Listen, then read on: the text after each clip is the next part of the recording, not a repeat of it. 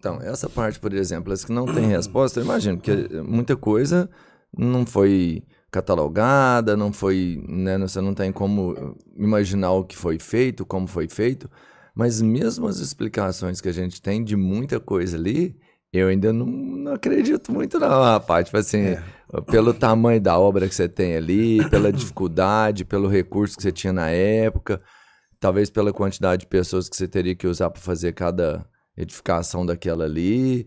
Você entende? Eu não acho que tem, assim, tem explicação, tem, a gente colocava ali algumas histórias, ia arrastando e chegava ali, mas arrastar uma pedra em cima da areia, não sei se fazia ser um dinossauro, por exemplo. Se tivesse um dinossauro carregando a pedra... É assim, hoje grande parte dessas coisas, elas já estão meio que resolvidas. Essa aí já é... Porque o uso dos trenós e tal, uma força de trabalho muito grande, né?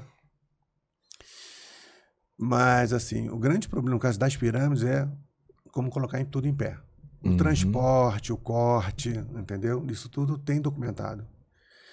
Né? Transformar em bloco, transportar os blocos para os locais onde estão as pirâmides. É que muitas pessoas não sabem que muitas das pirâmides elas já eram construídas próximas das pedreiras. Né? Então, sempre perto ali tinha, vamos pensar, uma fonte de matéria-prima. Tinha uma fonte de matéria-prima básica, assim, né? Aham. O material, né? Desculpa, estou um pouco fanhoso, gripado, rapaz, né? E... Então, o básico tá. Mas, por exemplo, o granito de melhor qualidade, ele vinha de muito longe. Ele vinha de uns 1000 quilômetros ao sul. Então, esse é um problema também, né? Quer dizer, você cortar os blocos, polir os blocos e trazer de barco. E os barcos egípcios não são barcos, são barcos de juncos e tal, né? Então, você tem uma série Mas a gente tem uns textos, alguns textos dizendo, olha, eu transportei tantos blocos para a pirâmide, não sei quem. Você tem lá, porque Entendi. isso é importante, você tem essa narrativa. Né? Você tem ali documentos históricos. Documentos históricos. Então, né, toda essa parte, né, da infraestrutura, foram encontrados, por exemplo, as cidades dos trabalhadores, que eram enormes, né, que tinha açougue, tinha hospitais, tinha, né, tudo em volta das pirâmides, que eram turnos de 40, 50 mil pessoas trabalhando. Né? Nossa, gente pra caramba. Aí eles perguntam, mas tinha esse povo todo? A gente tem que entender que o Egito tem 3 estações, basicamente. Né? Então, tem uma estação da inundação, quando o Nilo sobe ali. O Nilo sobe. Tem a estação do plantio e tem a estação da colheita. Então, depois que o Nilo está inundando, você não tem muito o que fazer. Né? Tem que preparar. Né? No plantio, todo mundo está trabalhando. E na colheita... quando você planta, né, mas aí tem que esperar crescer. O plantio é o plantar e esperar crescer. É um tempo, 4 meses. Né? E depois você vem a colheita. Então, em muitos desses momentos, assim, a força de trabalho da agricultura era mínimo. Então, eles vão ser utilizados para chamar um trabalho compulsório. Eles vão ser utilizados para outras áreas. Fazer canais, fazer diques, fazer construções, né? O agricultor era usado na construção civil nesse período. Né? Não só ele, mas o pessoal das classes médias, vamos dizer assim, eram utilizados, né, eles tinham que fazer um trabalho compulsório nesse aspecto. E isso, na verdade, por exemplo, para alguns setores era fonte de alimentação, porque ele era pago por isso. Né? Uma ideia que a gente descarta hoje completamente é que nada daquilo é trabalho escravo. Aí eu ia te falar agora, não foi os escravos que arrastaram e fizeram o trabalho bruto ali? A grande maioria podia até ter escravos, tá? Mas a grande maioria é a população. Né? Até porque tem leis, tinha gente que não queria fazer o trabalho, evidentemente, e fugia. Né? Então tinham leis que eram assim, se ele não for encontrado em 3 anos, torna-se escravo. Né? Se ele não voltar, alguém da família dele vai ser punido, vai trabalhar no lugar dele. Então isso mostra que a gente, por essas questões, a gente vê que o trabalho era um trabalho, né, compulsório, quer dizer, né, o que é o trabalho compulsório? Quando atualmente nós temos isso, você vai para o tribunal do júri. Eu já fui de tribunal de júri. Né? Eu fui convocado e acabou. Né? Você tem que ir. Tem que ir. Você vai ser mesário de... Eleição. Isso é trabalho compulsório. Né? Então, né? Você é obrigado a ir. Você é um homem livre, mas é obrigado a ir. Então, isso acontecia lá também. Né? Agora, tinha escravo? Tinha. Né? O Egito tinha mais escravos urbanos. Assim também como os sumérios, né, a Mesopotâmia, os escravos são mais urbanos. Então, eles vão trabalhar no comércio, no serviço, vão trabalhar na minha casa, no jardim, eles têm...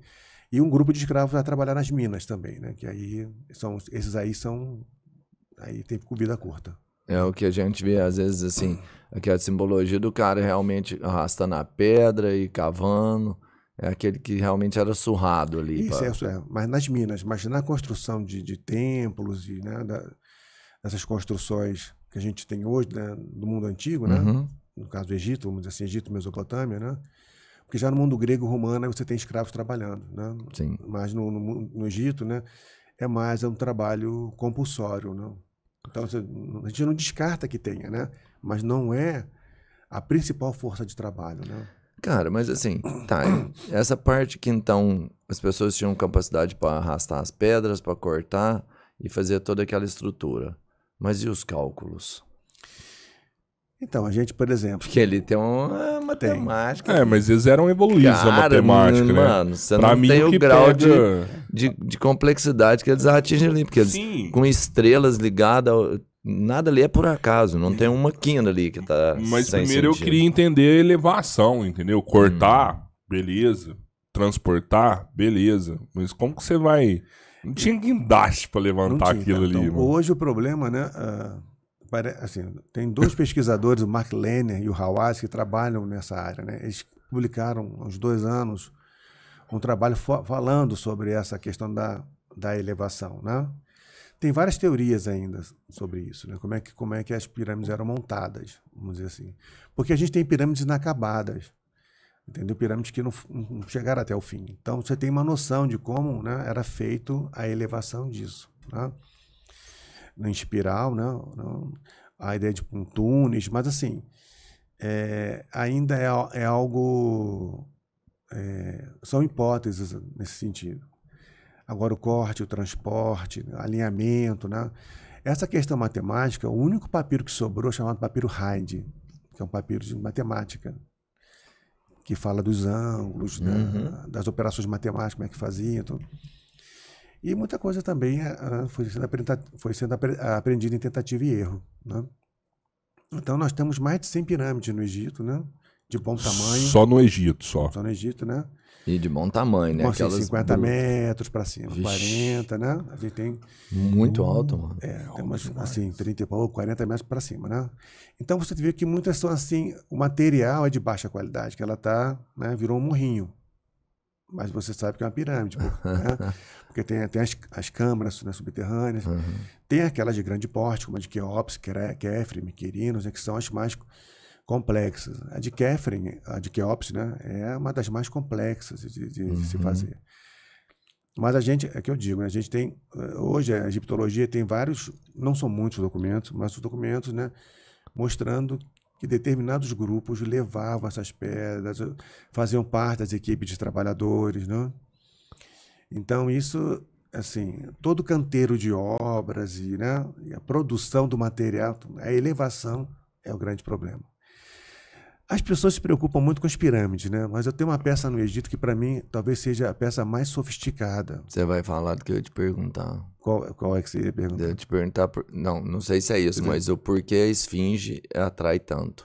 Ah, tá. Eu vou falar da esfinge, mas o que eu ia dizer não é essa. O obelisco. O obelisco, as pessoas quase não dão valor, né, para ele, né? Falam as pirâmides. Mas o que é o obelisco? O obelisco é uma peça única de granito, com aproximadamente 5 andares de altura, 6 andares, né? Que pesa, em média, 350 toneladas. Nossa! E é retirado lá do sul do Egito, né? Nesses barquinhos que eu falei para vocês. Cara... E transportado para o médio, para a parte Tebas, vamos dizer assim, né?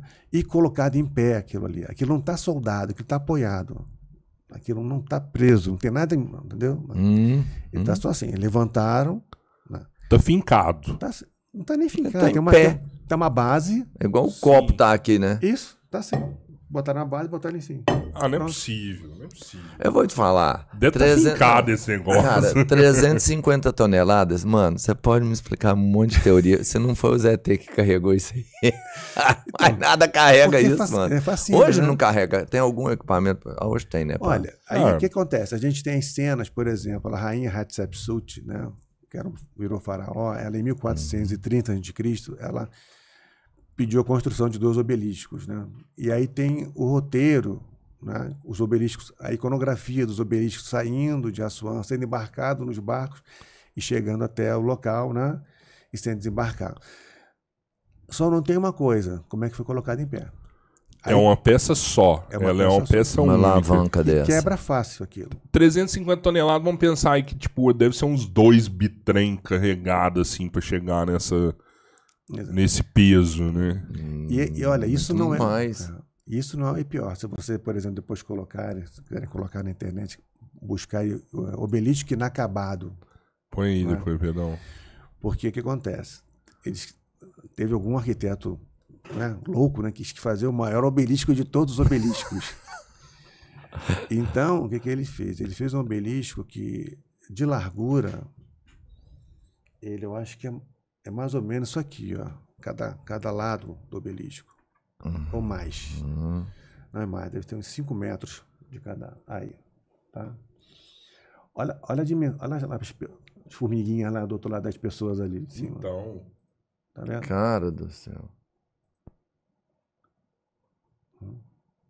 são vários obeliscos, então. Não, ali, essa aí era a grande pedreira de granito, né, vermelho, de onde os obeliscos eram retirados.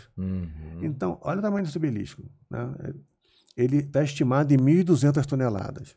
Que isso? O problema que houve com ele, né, graças a ele, a gente viu como é que eles usavam uns martelos redondos, chamado de uma pedra chamada diorita, né, que iam desbastando. Né? Cara, mas que trampo. E aí, o que aconteceu? Alguém cortou ele de forma errada, né? Em algum momento eles fizeram, que fez uma rachadura lá em cima, no obelisco.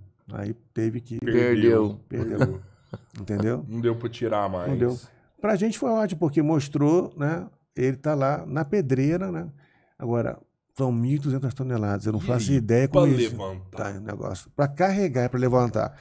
Quer dizer, já é difícil você levar nos outros barcos. Eu, por exemplo, eu entendo que é fascinante, fantástico, né? Fantástico é fascinante, as coisas, poxa, né? Mas a gente, do século XX e XXI, a gente olha o mundo antigo com nossos olhos, né? Tentar olhar com o olhar deles, né? É difícil fazer isso, né? Mas quando sobra um negócio desse, né? Quando a gente vê, nossa, cara, olha o tamanho desse obelisco e tal. Então, assim, para mim são os egípcios que fizeram, né? Assim, eu defendo a possibilidade. Agora, eu talvez seja um dos poucos da minha área que defendo a possibilidade de contato alienígena no passado. Eu não estou dizendo que o obelisco é esse contato. Eu não sigo essa teoria. Sim. Porque o pessoal da teoria do astronauta antigo, eles se baseiam que na arquitetura, nos monumentos. Né? Eu não me baseio nos monumentos. Eu me baseio no presente. Né? Assim, quer dizer, a gente tem uma quantidade tão grande de avistamentos, de aparições, de situações, que basta uma ser verdade para que a teoria seja, né? A hipótese seja comprovada. Então, eu defendo que isso é muito possível, né? Então, eu tenho contato com os ufólogos, trabalho com eles também, né, tal. E, olha, se eles apareceram aqui no presente, por que eles não podem ter vindo no passado, né? Só que até o momento, assim, esses artefatos, né, isso para mim ainda não justifica a presença deles. Né? Eu me lembro que o Däniken e o Tsoukalos, né, aqui foi até no Brasil, num congresso que eles vieram, eles mudaram o paradigma deles. Porque eles diziam o seguinte, não, as pirâmides são os alienígenas que fizeram. Hoje o paradigma é outro. Não, os egípcios fizeram, com tecnologia alien. Né? Então, sim.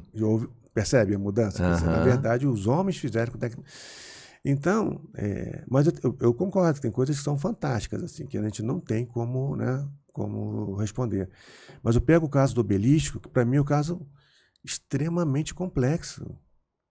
Porque uma coisa é você carregar um bloco de 3 toneladas para os vários lugares que não... Isso era feito. E já é complicado. Já é. Agora, outra coisa é você pegar uma peça única, né, que ela pode quebrar, ela pode rachar, né, de 350 toneladas. E fazer um negócio desse aí de 1.200 toneladas, que eu nem sei se eles iam conseguir transportar um negócio tão grande. Provavelmente iriam, né? Eles não são, assim, eles não são burros. Então, se eles estavam fazendo, é porque eles já tinham uma forma de transporte. Quebrou o negócio. Quebrou o negócio. Então, e tem vários obeliscos, né? Alguns, né, foram para a Europa, né? E foram feitos.